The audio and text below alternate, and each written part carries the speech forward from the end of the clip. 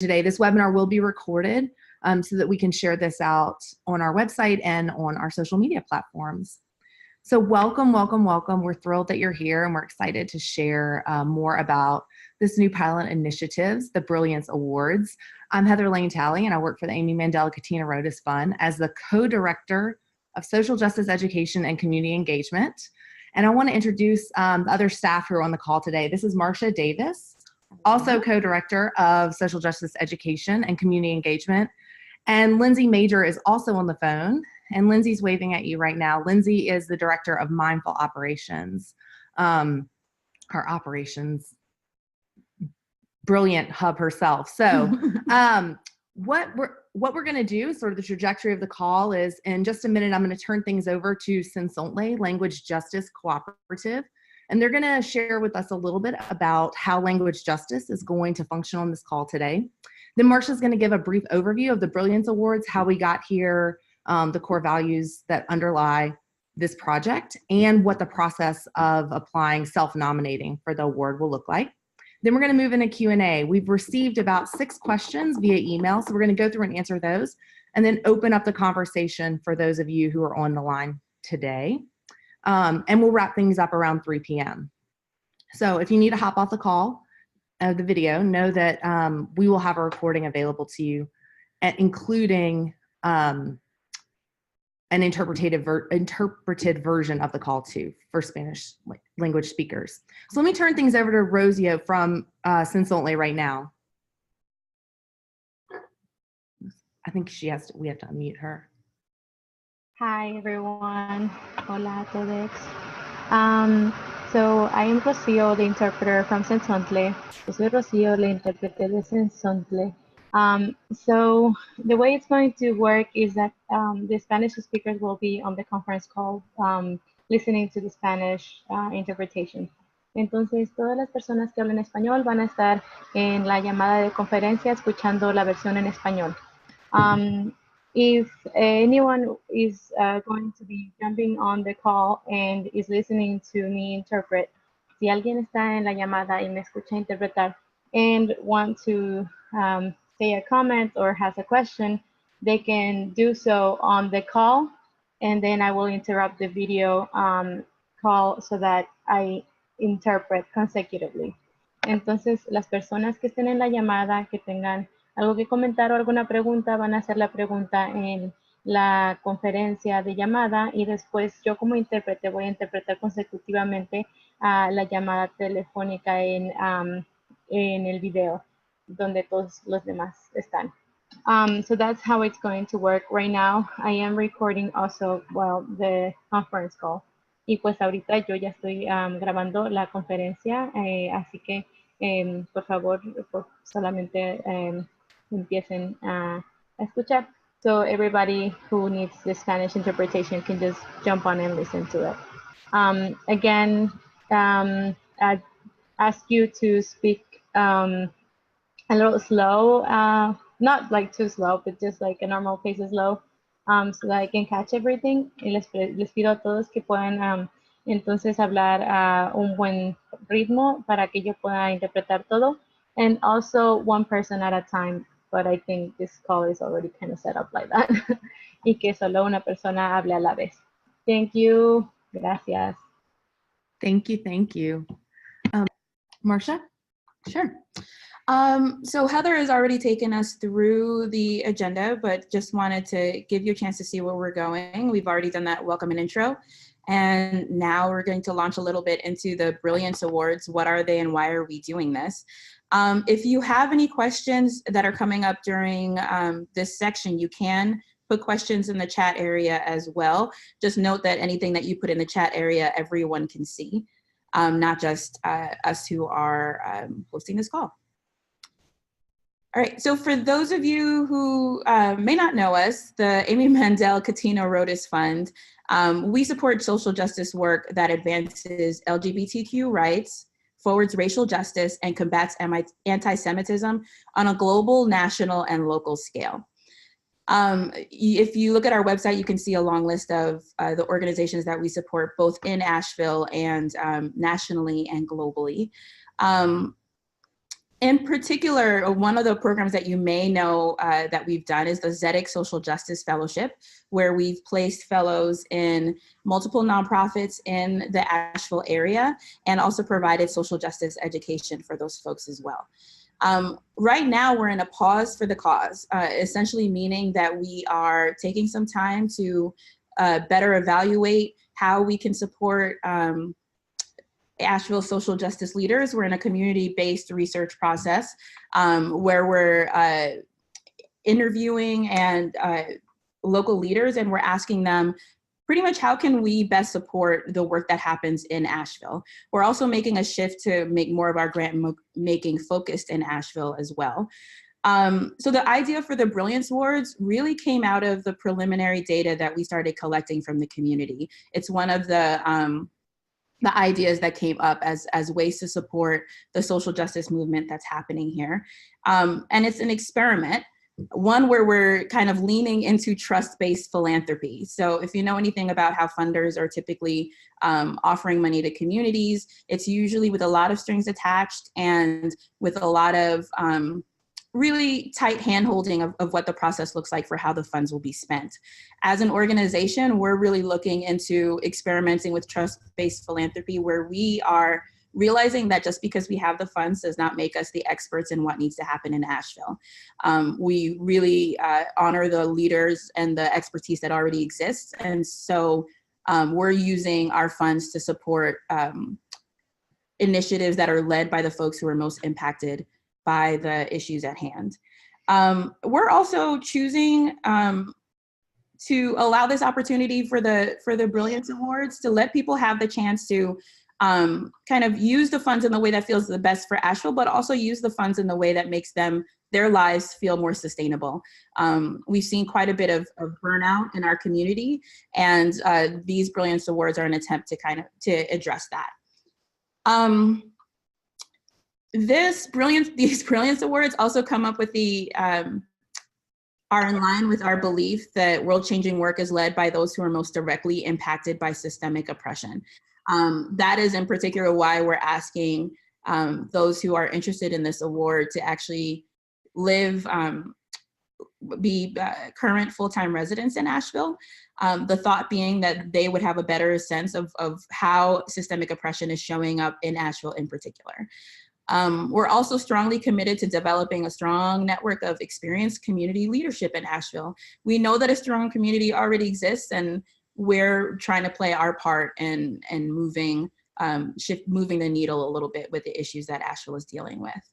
If you look at that image up there at the top of the slide, we just want to remind everyone that even though our Brilliance Awards are focusing on individuals, we really do believe that the work that's happening in Asheville is also a collective effort, and that the Brilliance Awards are going to highlight certain leaders in our area, but that there are leaders all over this collective that we all know are brilliant and we all know are doing amazing work.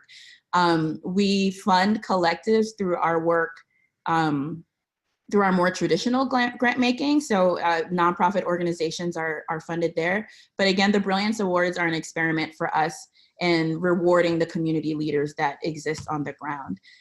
So this isn't a representation of what our long-term strategy is going to be. We're still developing that with the input of community through our community-based research process.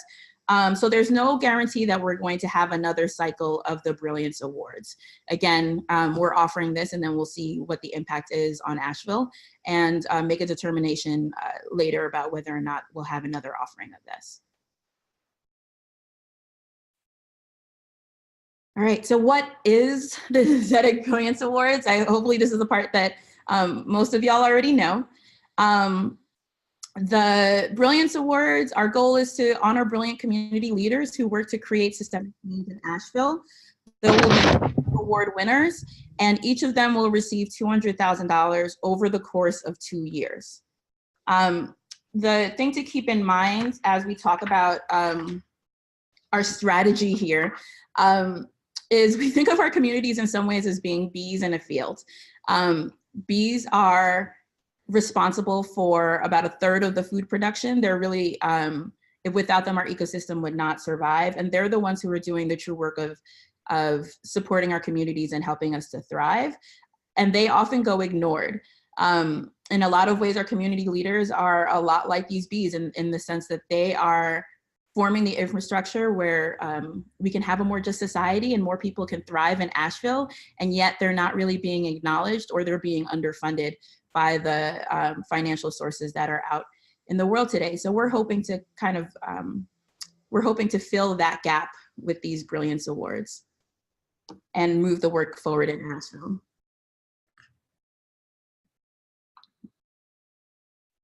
So to be eligible, you must be an Asheville resident. So you're living within 30 miles of Asheville City Hall.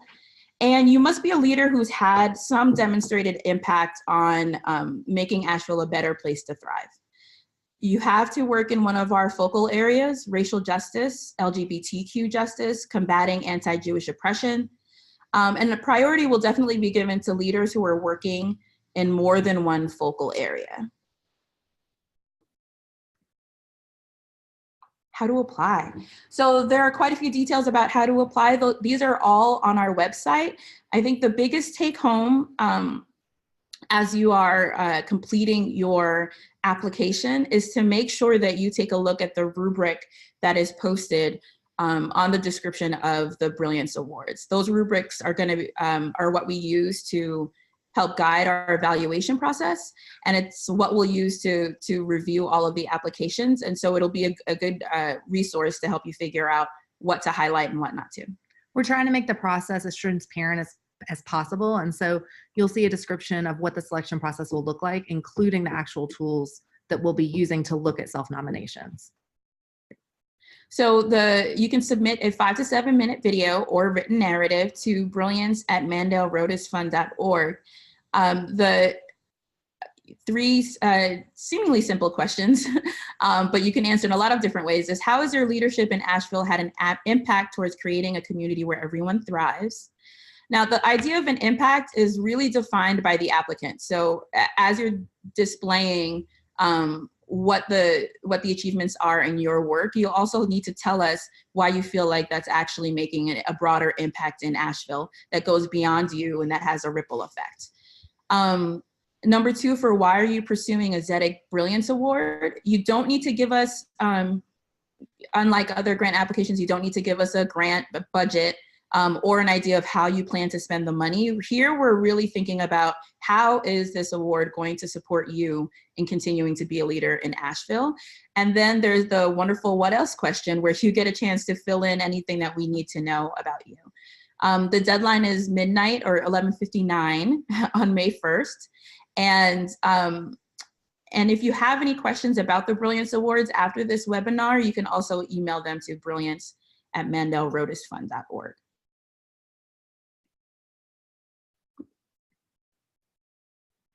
All right, so let's get to the juicy part and actually start answering questions.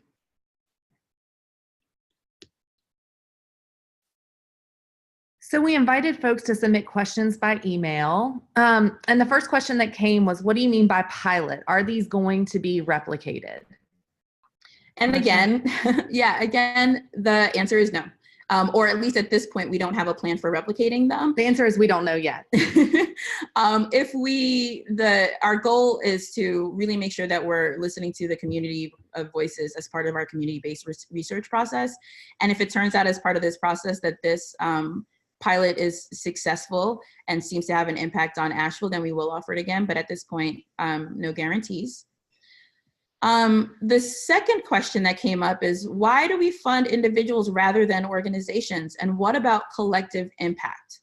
We addressed this a little bit in the description to the webinars, but we really wanted to highlight this. I think this is a question that comes up the most often.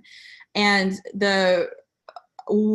at the Mandel Rotis Fund, what we believe is that achieving liberation and achieving true equity in our community is going to take a variety of strategies. It's going to take funding organizations and collective groups, and it's also going to take funding individuals as well. a part of what we've seen in Asheville, and I think probably everyone on this call has someone on their mind that they know is this visionary leader who's created something that has a ripple effect throughout the community. So the Brilliance Awards are our way of making sure that we just do not miss those people.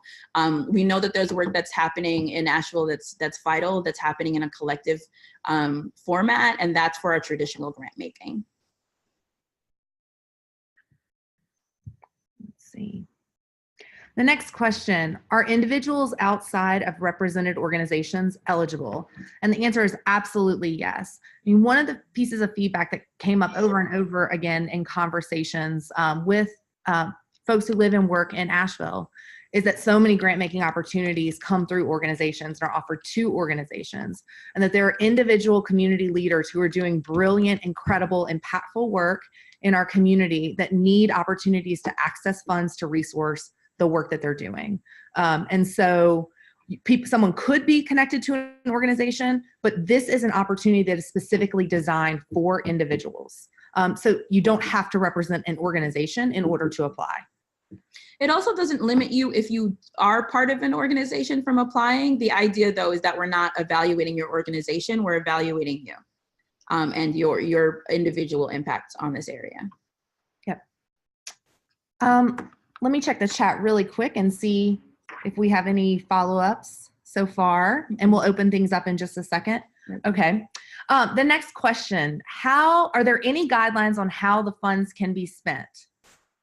For reasons that are complicated, that involve the IRS and family foundation policy, the answer is none. There are absolutely no restrictions in terms of how these funds can be spent. In terms of how our come from as a grant maker, by design, what people need to spend money on varies so dramatically. And so this isn't just a grant for general operating funds for an organization, although it could be used in that way. It isn't just a grant for professional building and sustainability, though it could be used that way. It isn't just a grant for supplies or to fund an actual venture project, but it could be used in that way. And so while we want to offer some support in terms of brainstorming and helping whoever the awardees are sort of think through the actual tangible details of what funding their work will look like or funding their lives will look like, there are no restrictions on how grants are spent. We have some questions in the panel. Great. Actually, we see those questions in the chat coming up, and we'll take them after we're done answering the questions that came in via email. We've got a few more. Let's see. A related question is, can an individual who wins the award pass that money onto an ongoing project, a loan fund, a 501c3, an LLC corporation? Absolutely, yes. And so as part of receiving this award, an individual will receive a 1099. And so the award will be taxed. But whatever an individual does with the untaxed portion of this grant is not up to us. It truly is up to the awardee. And so if those wanted to pass those funds to a 501c3, they could absolutely do that. We did a lot of exploring about whether or not there was a way for an individual to divert funds to a 501c3 in a way that would be untaxed. And at this time, we're not able to offer this award in that way.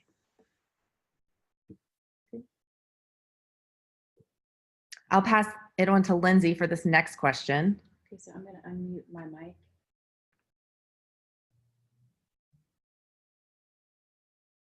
All right. One of the questions that we received, as Heather indicated, were what are the impacts to this individual who receives the award in terms of tax? So first, I want to say that I am not a tax accountant. I am not a tax lawyer. However, in this process of developing this, the Brilliance Awards, I had to do a little bit of digging, and really, the answer is it depends. And it's actually a pretty tricky question to answer because everyone's circumstances are so different. As Heather mentioned, the awardee will need to fill out a W-9 and will receive a 1099 in the amount of $50,000 this year in 2019. They'll receive a 1099 for $100,000 in 2020 and another $50,000 in 2021. So that's the 2-year period. So the income, it is income. It is personal income, and it is reported, and the taxes owed will based on your situation, right? So the number of exemptions you claim for dependents, the number of deductions you make, based on whether you file your taxes as single or married, deductions from student loans, home mortgage. It really just depends on how you file your taxes and claim your exemptions. Now, she did mention again that you could put your award towards a charitable donation, right? And so if you directed your award to a nonprofit 501c3, it would be considered a charitable donation.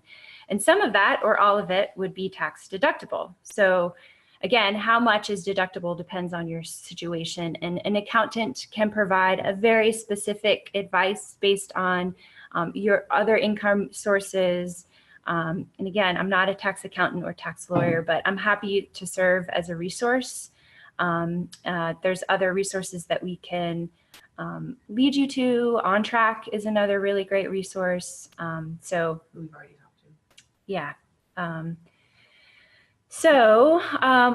Another question that we received in a similar vein, well, actually, this is a little bit different, but the question is, I would like to know how this award would impact an individual who has public benefits, for example, Medicaid, food stamps, subsidized housing, etc., and then suddenly has $100,000 of income.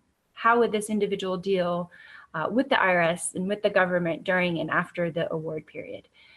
And so no doubt receiving this award could have huge consequences to someone's public benefits, unfortunately. This is something that we talked about in the planning. And initially we were hoping that we could make the grants directly to 501c3s, to the individual through the 501c3s. But we sought our legal counsel, and based on our current plan and status as a private foundation with the IRS, we can't go that route. We can't give the kinds of awards. And so again, just to reiterate, these awards are based on past achievement. And so grants to individuals are based on past achievements, whereas grants to organizations are more future activity oriented. So that's just sort of something to keep in mind. We're not interested in, we're curious about how you'll spend the money, but really we don't need to know, or you don't need to tell us. So that sort of answers that question. Mm-hmm. So I'll toss it back to you all to refer to the chat. Thanks. Thanks, Lindsay.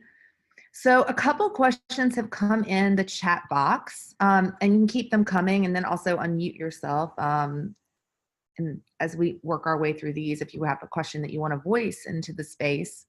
One question is, can we nominate someone else, or does it have to be a self-nomination?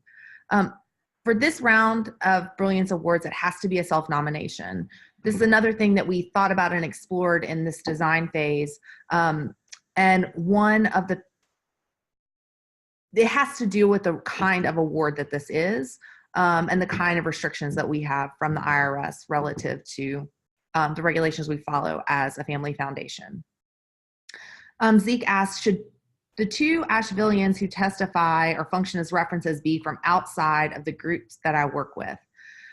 I think I would encourage anyone who nominates themselves to list references that can really just speak to your impact. And so whoever those people are the best people for you.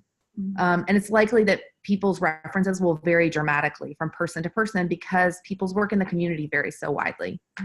Again, this would be a place where I recommend that you take a look at our rubric and make sure that you're adding in references probably who can speak to things that maybe you didn't bring up in your application. And the next question is, if an org is already being supported by the Mandel Rodas Fund and a person involved with it is awarded, would that change the level of funding the organization receives? Good question. So these two processes are happening independently. So if you're already going through, if you're part of an organization that's already being funded through the Mandel-Rodas Fund, this is completely separate. Again, in part because the grants that are made through the Mandel-Rodas Fund primarily are towards 501c3s, and the Brilliance Awards that we're making are to individuals.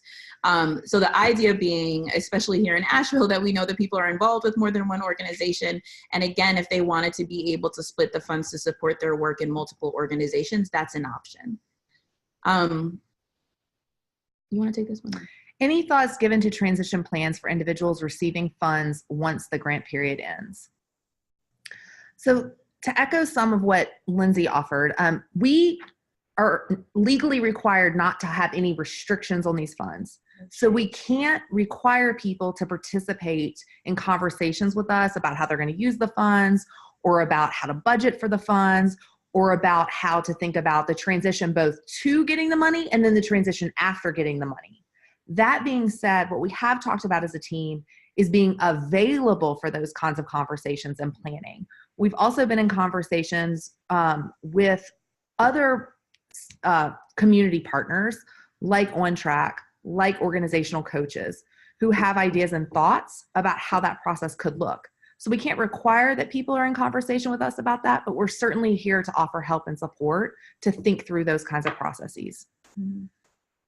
We already have a pretty extensive network that we use to help to connect our grantees to other funding opportunities. Again, we can't guarantee where that funding is going to go or how those applications will roll out, but it's definitely access to our networks is a helpful part of the process.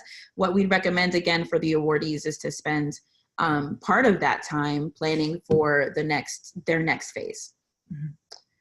Mm-hmm. Kat asks, what will be the reporting requirements, expectations from the Mandel-Rodas Fund, and how will you measure impact and efficacy? That's a really great question. I'm going to start actually by speaking a little bit to our strategy about the trust-based philanthropy at this point. In terms of measuring impact and efficacy, it is really important at this time we really trust the community leaders in Asheville, especially since they've been based here and established here, and most likely will be folks who have already done extensive work in Asheville. We're trusting that the community leaders who are chosen for these awards will stick around in Asheville and will continue to do work. So we're actually measuring impact and efficacy in a pretty non-traditional. There we go. Non-traditional way. For us, the bigger impact is, did we make the work in Asheville more sustainable? So what you might find is, for some leaders, what it means is to use part of those funds to get stable housing for the year. So now they don't have to couch surf while they're serving our community. Maybe the funds, what it means for someone to be supported as a leader is maybe a 2-month sabbatical and then they get back to work. The reality is that because we are leaning into our trust of Asheville leaders, we're not measuring impact and efficacy in the way that most grants are measuring it. We are informally inviting awardees to come and be in a conversation with us for us to interview them and ask them questions about the process and see what they were able to do with this work or with this funding. But the reality is that we don't have any reporting requirements. We don't have any reporting expectations. We're trusting that if you provide funding to those who've already done great work in Asheville, since they've already been inspired to do it without the funds, without the support, without the office space to do it, we're trusting that with this funding, they'll actually continue the work that they've already been doing.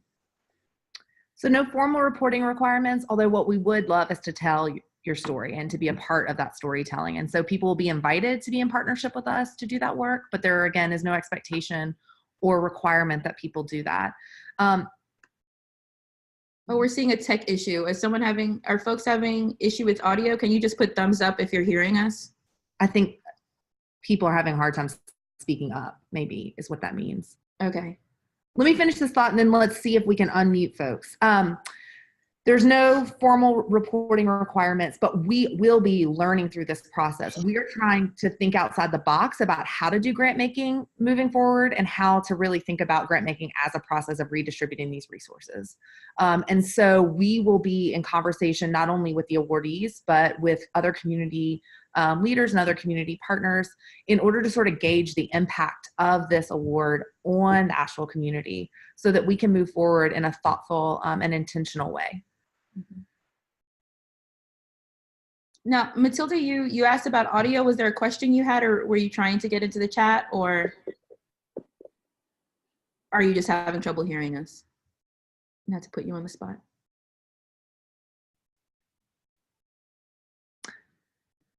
All right, so while we wait to hear from Matilda, there's a question came in from Leslie. Is the application video or written answers, or can it be both? That's a good question. Our thought was that it would be video or written answers. The idea was to give folks with different learning and communication styles the opportunity to advocate for themselves.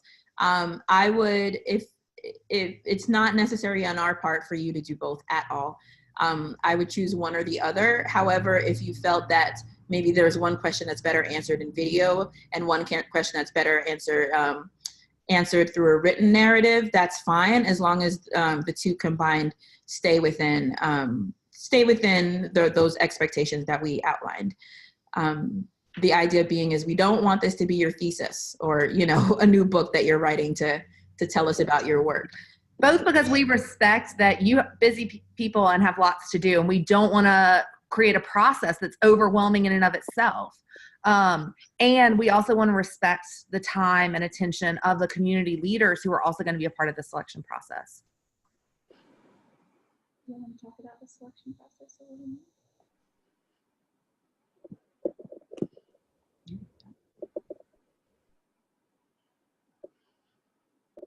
Thanks, Leslie. Other questions? No. Do you want to talk to the selection committee? So, as part of the community-based research project, we've identified a group of, in addition to the local consultants who are working with us to sort of help us build a shared analysis and think critically about our strategy, have developed a list of, I think we're at 11 trusted advisors. So we're in conversation with about 50 other folks in deep conversation, and then having smaller conversations in the community. And then we have a group of 11 trusted advisors who are all deeply engaged in work in our 3 focal areas in Asheville. And so the three individuals who will be a part of the selection committee come from that subgroup of people.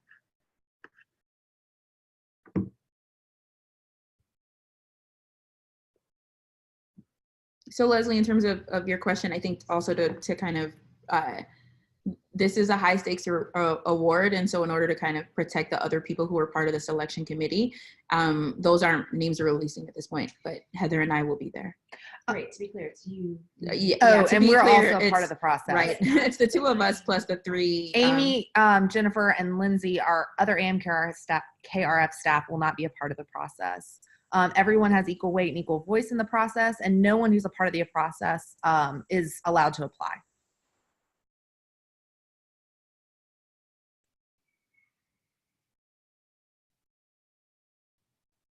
Any other questions?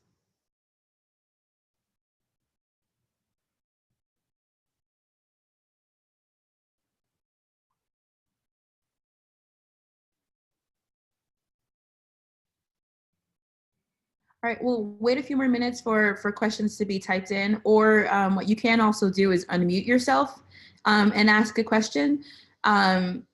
If you do that, we'd prefer for you to be on video as well as part of our interpretation process.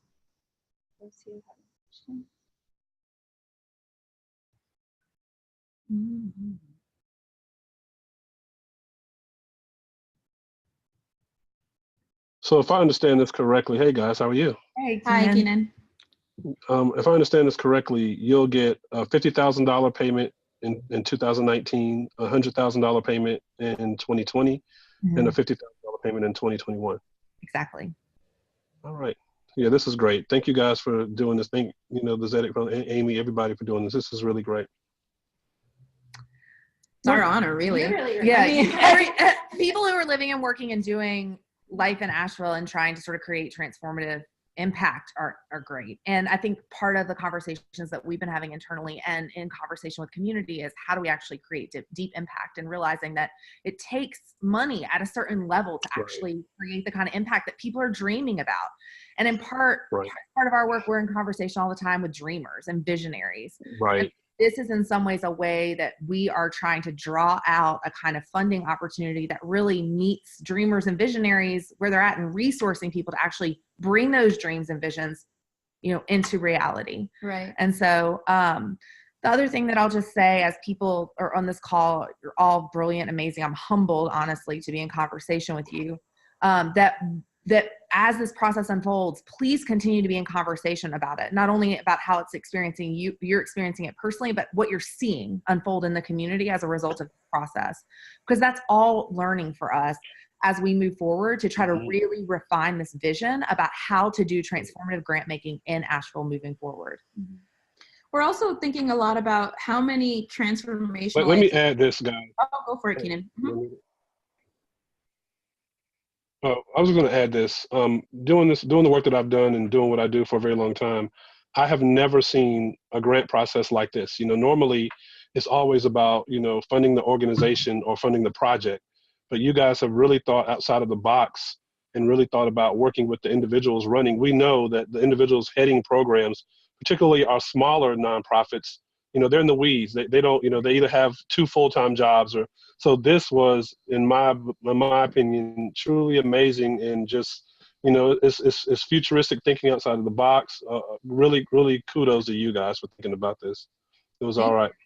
I mean, I'd also say the reality is, this is one of the ideas that came out of the starting data from our community research process. So I really want to thank the activists in Asheville who've kind of stepped up and said, this is what we need. And the reality is, when we think about having an impact in Asheville, it really saddens us to think about how many transformational ideas are being lost because people have to work 3 jobs and somehow pay for real estate in Asheville and healthcare and daycare. So when we thought about what this fund needs to do, the reality was that it was pretty clear that at least in this point in our journey, we didn't need to do more training. It was that, that we had more expertise to somehow give to community leaders who are already doing this work. That the resource we had to add to the movement are funds.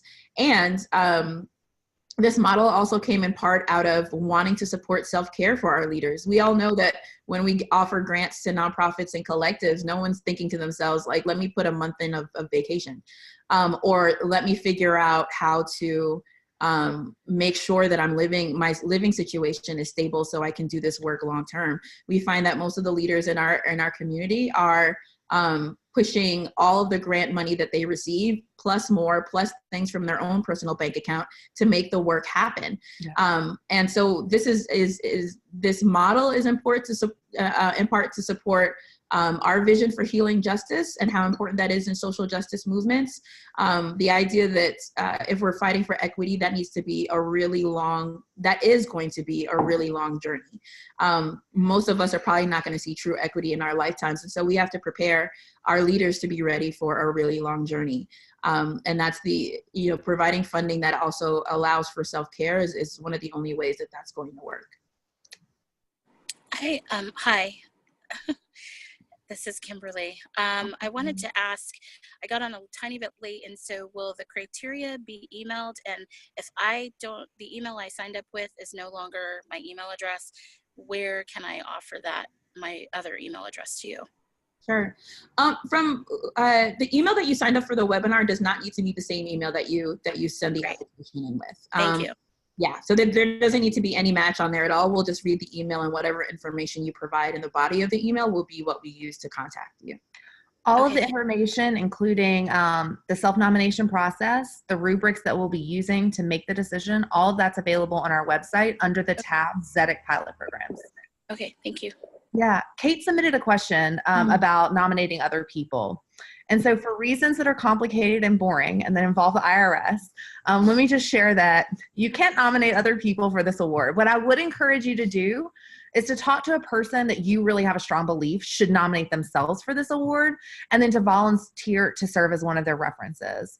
Some of you on the call I know are here because other people have said, hey, like, please apply. This is an important opportunity. And so I know that that's an effective, that one-to-one outreach is really, really important.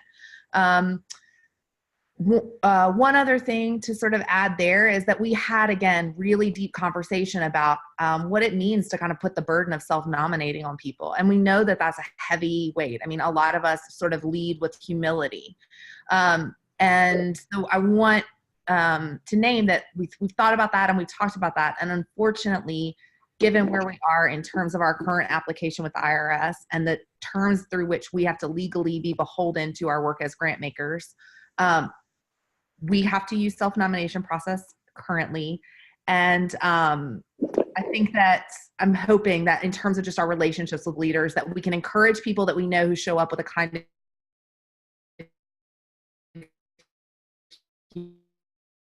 humility about reference. And it can be hard to imagine, but there are folks for whom logistically at this point in their life and this point in their career, regardless of the work they're doing, they're not at a point where it makes sense for them to receive this type of award. Maybe the issues, benefits that they may lose. Right. We just don't know what everyone's individual situation is. So just in order for us to help to just protect people's privacy, frankly, because if we had the capability to go through a nomination process, the other problem is that we would then have to vet people. We couldn't do it legally, but there's also an issue about invading people's privacy because people have to kind of discern for themselves whether or not this is an award that financially reckons with other pieces of their lives, right? If somebody has access to subsidized housing, for example, this award might not feel like a great fit. And they also might not want to reveal that information to us. So the self-nomination process is sort of multifaceted in that way. Right.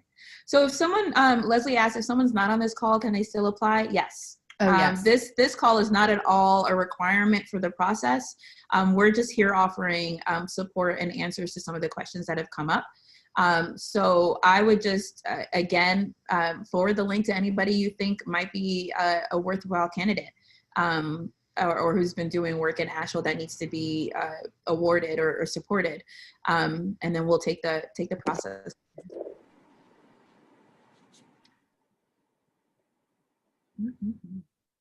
One of the things that I wanted to add is that I know that sometimes recurring programs can be sort of a thread of hope for people, so that even if they don't get an opportunity in 1 year, they can sort of look forward to the next year. I think the Z. Smith Reynolds fellowships, sabbatical grants, like, function in this way. They sort of give people a sense of something to look forward to. And so one of the things I want to clarify is that we don't know that these programs will happen again, and they could. Part of what we'll have to be sorting through is the information that we get back from community in terms of the impact that these awards have, these pilot awards have. One other thing to shout out is that there is another pilot opportunity that I would encourage all of you to apply for and to share out and ask others to self-nominate. We historically have funded individuals to pursue particular professional development opportunities that we already have a relationship with. Creating Change is one of those opportunities. Some of you have been a part of that process. Moving forward, we'll still be sort of supporting professional development and skill building in the community, but that will be entirely determined by awardees. So if there's a conference, a class, an experience that you're interested in pursuing, we are funding individuals at the levels of $100 to $3,000 until the funds are exhausted to pursue those opportunities. So those are wide open. And again, more details about that are on our website. Great. So if there aren't, we're on the website. So if you go to the ZEDIC Social Justice Fellowship, we will put the link in the chat box, but on the menu, along the top of the menu, there are ZEDIC pilot programs. So those impact awards are part of our pilot programs as well. Again, another offering that's allowing us to experiment with trust-based philanthropy etc. Let me see if I can get this. Oh, thank you. Lindsay's about to put that into the chat in a minute. And please explore all the other awards that are there, and spread to your networks. We definitely want to make sure that we're getting the word out to folks who are doing the work, even if they're not part of our community or folks that we may not know of.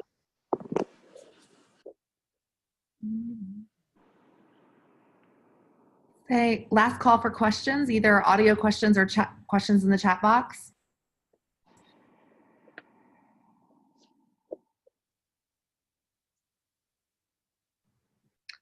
Well, I know that I want to say thank you for making the time to be here, for sort of just posing questions that help us think through this program, frankly.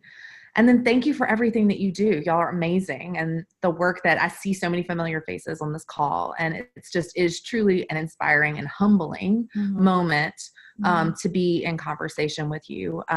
Thank you, thank you, thank you for everything that you do. Right. And thank you that this is a community that we can lean into trust pretty easily. The idea that we know so many grassroots leaders and so many nonprofit leaders who would be doing this work without this award really helps us to have faith in the possibilities of this experiment. So thanks for being here and thanks for doing what you do. Have a great day, everyone. A recording will be available on our website and we'll post it up on Facebook as well. Bye. Bye.